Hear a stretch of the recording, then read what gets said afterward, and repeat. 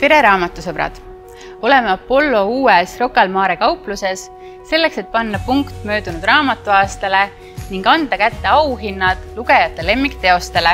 Apollo lugeja lemmikute hääletus on pika traditsiooniga ning sel korral toimus juba 15. korda. Sel aastal oli hääletajaid üle 5000. Aitäh teile! Veebruar on Eesti sünnipäevakuu. Kategoorias Eestlane ja tema lugu võitis Olav Osolin teosega Minu esimene elu, kirjastus Varrak. Olav on raadiohääl, telenägu, reklaamimees ning seda raamatut lugedes on tõepoolest mulje, et ta on elanud mitu elu. Kuna siia mahtusid vaid seiklused aastani 1991, siis raamatu lõpus lubab ta, et kui rahvale raamat meeldib, siis kirjutab ta ka järje. Nii et palju õnne ja head teise osa kirjutamist! Eestlaste luulelembus ei hääbu. Kategooria võitja Kristiina Ehin, Janu on kõikidel üks, sai hääletusel üldse kõige rohkem hääli. Raamatu pildid annavad luuletustele väga palju juurde ning moodustavad täiesti ebamaise terviku. Me sobitume suuremasse pilti, seda tihti ise teadmata. Ja suured mõtted jäävad mõtlemata ja laulud sõnadesse seadmata. Pärast vihma vilksamisi nägin, kui skiiskas pesunööril märtsi päiksetilk. See pimestas mind sügavuti läbi ja korraks hiigelmustrit aimas pilk.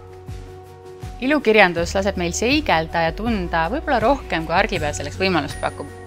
Kategoorias oli tihe heitlus ja võitja on Indrek Hargla Süvahavva viimane suvi kirjastuselt Raudhammas.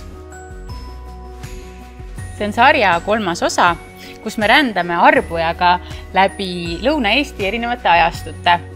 Autor ise on teose kohta öelnud ulmeline kriminull ja ka etnopõnevik. Lähme väikeste raamatusõprade juurde.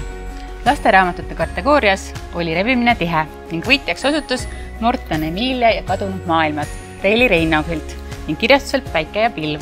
Eestlased armastavad rabasid, aga ka folkloori ja müstilisust.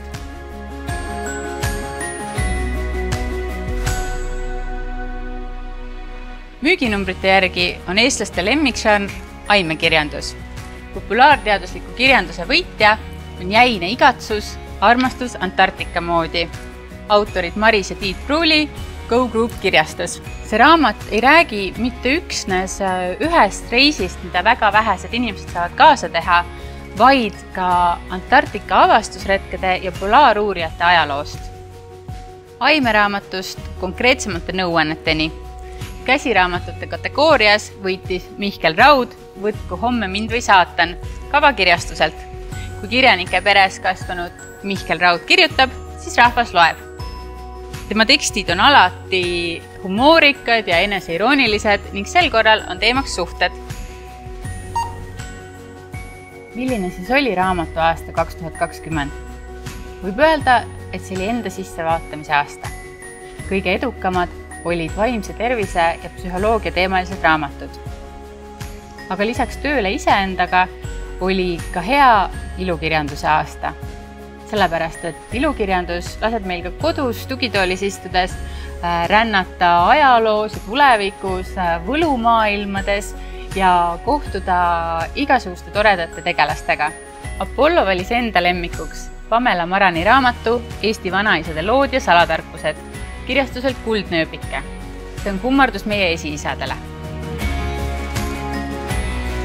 Veel kord õnnesoovid kõigile võitjatele ning suur tänu hääletajatele. Soovime teile kõigile ilusat 2021 lugemise aasta jätku.